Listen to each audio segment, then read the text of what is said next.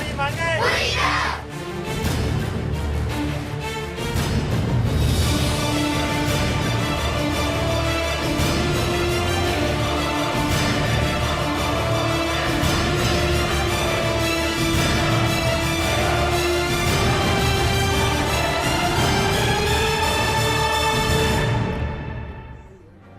शिक्षा के जुगाड़ पर बातचीत का दौर जारी है। कृष्णा कौरानी जी जयपुर से हमारे साथ जुड़े हुए हैं। नमस्कार कृष्णा जी, बताइए आपको क्या लगता है जुगाड़ पर शिक्षा चल पाएगी?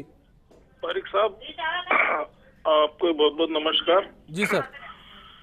पारिक साहब, एक तो आप बहुत अच्छा ही आपका, मैं बहुत तहे दिल से तारीफ करता हूँ कि कम से कम एक ऐसा ही आपने मंच बना रखा राजस्थान की एक लोकल आवाज के लिए। कम से कम इस मंच पे एक व्यक्ति अपनी दुख वर्दना जो भी है वो बता सकता है।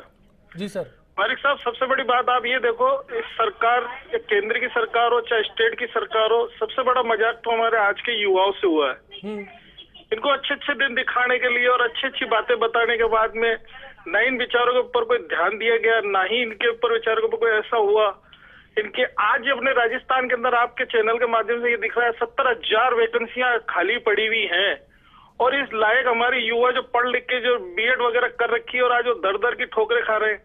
तो पारिक साहब, कहीं ना कहीं तो सरकार की नहीं ऐसी बात हो रही है जो क्या शब्द बताऊं पारिक साहब, बाकी तो आप खुद बिल्कुल नगेंद्र जी से भी समझना चाहूंगा कि नगेंद्र जी आपको क्या लगता है जो वादा है वो क्या पूरा कर पाएंगे? क्या इतना भी आसान है बीएड टीचर्स को जो ट्रेनीज है कम से कम उनको इंटर्नशिप के लिए तैयार कर पाना? नहीं, मैं यही आपको कह रहा हूँ कि आपका जो दर्शक वर्ग है, अभी कौरानी जी बोल रहे थे, पहले चौधरी जी और ओझा जी ने जो बात कही वो अपने आप में एक प्रमाण है कि एक बहुत ही बड़ा मजाक, वो जो बेरोजगार बाहर बैठा है जिसको आपने सपना दिखाया था रोजगार देने का, उसके साथ एक बहुत बड़ा मजाक है। और साथ ही आप इसके आधार पे, चूंकि उन जो बच्चे ऑलरेडी बीएड में हैं, जो खुद शिक्षा ग्रहण कर रहे हैं, उनको आप शिक्षक में के रूप में वहां पर उनको स्थापित करोगे कि वो जा के 1.5 महीने क्लास लेंगे, मतलब जो खुद शिक्षा ग्रहण कर रहा है वो क्वालिटी एजुकेशन कैसे दे पाएगा?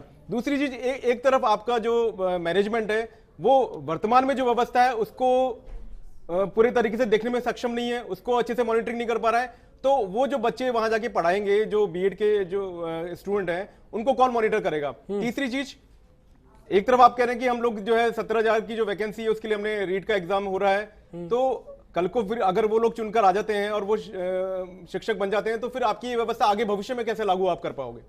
तो एक तरीके से ये अपने आप में एक बहुत बड़ा मजाक सा है। मनीष पारिक साहब, बेरोजगारों लोग जानना चाहते हैं कि शिक्षा अगर आपकी प्राथमिकताओं में शुमार है तो फिर इस प्राथमिकता के साथ खिलवाड़ क्यों किया जा रहा है? कभी समानीकरण, कभी एकीकरण, और इनके हालात हश्र हमने देखे हैं क्या हुआ है। ऐसा ना हो कि जो पहले का अनुभव है कुछ वैसा ही या फिर उससे भी कटु अनुभव इस बार देखने को मिले हमें। नहीं, जो ये कमेटी फॉर्म हुई पूरे भारत में शिक्षा को सुधारों को महत्व देकर और इम्प्लीमेंट करने के लिए, उसमें साउथ इंडिया में इस तरह के प्रयोगों को काफ़ी सफलता मिली थी, ये रामकृष्ण जी जानते हैं। और इसी कारण से पूरे देश में ये मॉडल एस्पेक्ट आया था। राजस्थान भी उसका लाभ उठाना चाहता है। और ये बात सही है कि वित्तीय व्यवस्था जो पिछले सरकार के चलते इस प्रकार की हुई कि घाटे का बजट पेश करते करते हम 1.5 लाख करोड़ के उस पर आ गए हैं। अब ऐसे पैसे की प्रॉब्लम तो है, लेकिन शिक्षा के क्षेत्र में पैसों की बात को नहीं आने दिया जाएगा। प्रायोरिटीज को बदला है, सरकार ने हमेशा ये कहा कि प्रायोरिटीज को बदला है, हम खजाने को भर रहे हैं। और आज आप सरकार के चलते आप कह रहे हैं कि समय लग रहा है। बहुत बड़ा 3.5 लाख शिक्षक अभी भी है। जनता को आप देख रहे हैं कि राजस्थान में 3.5 लाख शिक्षक 2 साल में आप 3.5 लाख शिक्षक आप रोजगार दे नहीं पाए और एक अनैतिक दबाव उन छात्रों पे बना रहे हैं जो ऑलरेडी बीएड कर रहे हैं, उनके ऊपर एक अनैतिक दबाव बनाकर उनको नंबरों का डर अगर आप कह रहे हैं कि आप जाके शिक्षकों को लाने के लिए एस्पेक्ट है।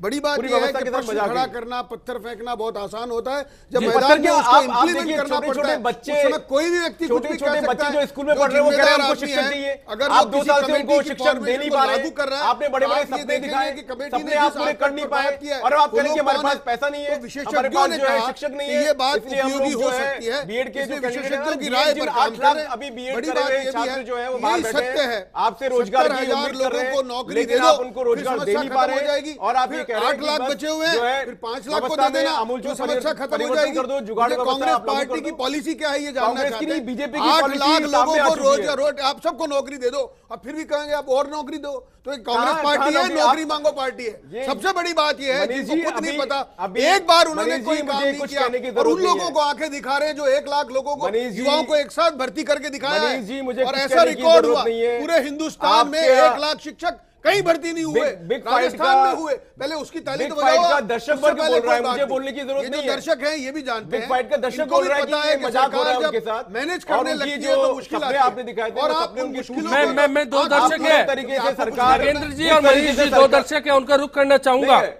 इस पर तफसील से और बात होगी। दिनेश जी सीकर से और तंवर सिंह जी प्रतापगढ़ से हमारे साथ जुड़े हैं। तंवर सिंह जी, पहले आपके पास आ रहा हूं, नमस्कार, बताइए नमस्ते सर। क्या कहना चाहेंगे सर? जी सर, मैंने आपके इस चैनल के माध्यम से 2-3 बार प्रश्न उठा लिया है, लेकिन आपने मेरे प्रश्न का जवाब किसी भी यहाँ आमंत्रित हमें आप बताइए आज किससे जवाब चाहते हैं आप? मैं यूँ कह रहा हूँ शिक्षा विभाग का ही प्रश्न चल रहा है, इसलिए कह रहा हूँ मैं कि अब अभी आप बात कर रहे हो पढ़ाने की। मैं पहले एक नौकरी छोड़ के आया हूँ और दूसरी नौकरी मैंने एक शिक्षक के तौर पे शुरू की है और मेरे को आज 3.5 साल हो गए। सरकार ने हमारा स्थायीकरण नहीं किया। सन 2012 में हम लगे हुए हैं, तो क्या सरकार क्या कहना चाह रही है? हमारा तो 1% ही मन नहीं करता पढ़ाना है। क्या बात कर रहे हो आप?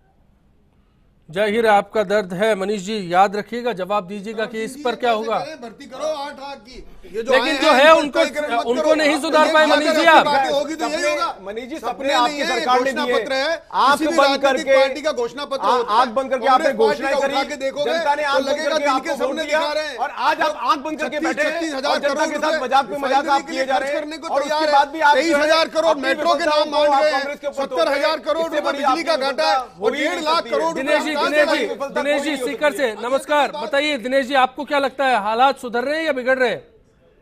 पारिक साहब, जी। सरकार जो कोई भी आए चुनाव से पहले वो वादा करती है कि हम नौकरियां देंगे, रोजगार, युवाओं को जी। रोजगार देंगे।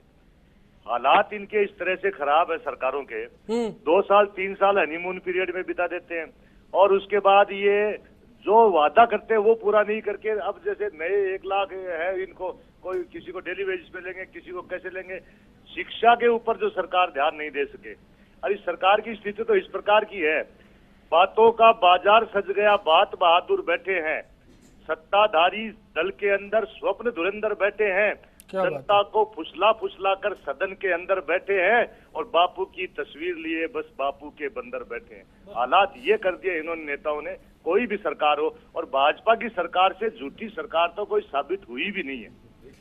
चलिए, बहुत बहुत धन्यवाद आपकी इस राय के लिए। कमल टाक साहब, क्या आज मौजूदा हालात में, सबकी राय है ये बिल्कुल मौजूदा हालात में प्राथमिकता राय है। रही आप नहीं इस सरकार की शिक्षा, क्या समझा जाए? वासुदेव देवनानी ये चाहते हैं कि मुद्दों पे बार बार ध्यान भटकाने की कोशिश हो रही हो कहीं। स्थायीकरण वाली बात की तंवर सिंह जी ने अभी। 40,000 की ये आप देखिए कि आप मतलब कमोबेश सरकारें जो हैं वो विशेष तौर पर शिक्षा पर ध्यान ही नहीं देना चाहती। आज अगर देखिए सबसे बुरा ढांचा जो है वो हमारा शिक्षा का है। शिक्षा के अंदर एक तरफ आपकी स्कूल्स चल रही हैं 70,000 और प्राइवेट स्कूल्स खुल गई हैं करीबन 37,000। तो आप बता सकते हो कि आपका ढांचा कितना चरमरा गया, आपने इसको कितना खत्म कर दिया है। मैं सरकारों से इतर जाता हूं क्योंकि सरकारें, कई सरकारें रही हैं, कांग्रेस, बीजेपी, फला ढीम का, लेकिन क्या वो शिक्षा पे सोचना चाहते हैं ढंग से? उन्होंने बदतर स्थिति करी है, शिक्षक नहीं देके, इंफ्रास्ट्रक्चर नहीं देके और शिक्षकों पे मॉनिटरिंग नहीं करके। ये जो बात है जो कई लोगों ने बोला है वो यही बोला है कि शिक्षक पढ़ाते नहीं है, शिक्षकों की शिक्षक जो है जो मौजूदा समस्या है शिक्षा विभाग की, उन पर भी काम नहीं हो रहा फिलहाल, ना अशोक गहलोत के राज में हुआ और ना ही वसुंधरा राजे सरकार के राज में हो रहा है। शिक्षा पे बात करते हैं, बच्चे आपके टेस्ट होता है कि असर की रिपोर्ट आती है, वो कहते हैं कि साहब 5वीं का बच्चा जो है वो अपना नाम नहीं पढ़ सकता है, काउंटिंग नहीं कर सकता है, जोड़ बाकी नहीं कर सकता बिना हासिल की। तो क्या है? नहीं सर, इसमें शिक्षकों की आ जाएगी साफ साफ दिशा कि शिक्षक क्या कर रहे हैं, क्या शिक्षक कैसे पढ़ा रहे हैं। दूसरी तरफ शिक्षकों को मॉनिटर करने वाले क्या कर रहे हैं? ये मॉनिटर करने वाले लोग क्या है? ये सरकारें मॉनिटर करने के लिए तो बैठी और क्या है, इन्होंने सिस्टम नहीं बनाया, इतने ज्यादा काम है लेकिन पहले से काम काफी है। 3.5 लाख क्या कोई टीचर सिलेबस पूरा करवा पाता है? सिलेबस कागज में होता है पूरा, बच्चों को तो नहीं आ रहा ना, कागज में होता है। दूसरी तरफ 3.5 लाख टीचर्स में ट्रांसफर का क्या मामला चलता है आप देखिए। ट्रांसफर तो सबसे बड़ा डिपार्टमेंट है वहां, और इसमें टीचर भी शामिल है। और यहाँ पे सरकार एकदम सफल है, यहाँ सरकार सफल है कि और यहाँ ट्रांसफर ये दोनों जिसका सरकारें, जांच होना चाहिए, ये दोनों सरकारें कोई भी है। हमने देखा तब भी मंत्री बदले थे और आज भी मंत्री बदले हैं, क्योंकि ट्रांसफर नीति नहीं बनाते, ना ये बनाते ना वो बनाते। आज 60 साल हो गए। चलिए मैं रामकृष्ण जी से भी इस पर राय लूंगा। मैं दो दर्शक है, राकेश जी दिल्ली से हमारे साथ है, साथ ही सरफराज रहमान साहब टोंक से हमारे साथ जुड़े हैं। राकेश जी नमस्कार। नमस्कार सर, नमस्कार। बताएं सर क्या कहना चाह रहे हैं। सर मेरा सवाल ये है जी, चिंता ये है कि जब हमारे देश में ट्रेंड बेरोजगार है, तो ये जो जुगाड़ से ये शिक्षक भरे जा रहे हैं, इससे तो शिक्षा की क्वालिटी जो है वो जो है इससे गिरेगी जी। तो फिर बेहतर की उम्मीद क्या की जाए। बहुत बहुत धन्यवाद आपका सरफराज रहमान साहब। हेलो, हाँ बताएं सर क्या कहेंगे। हाँ सर, नमस्कार सर। नमस्कार सर, मैं ये बात रखना चाहता हूँ अपनी कि मैं पैरा टीचर हूँ, 8 साल मुझे हो गए, और मेरे ही साथ विद्यार्थी मित्र भाई भी लगे थे, उनको भी 7-8 साल हो चुके थे, और हम 2000 रुपए पे लगे थे, और 5000 रुपए अब जाके 8 साल हो गए।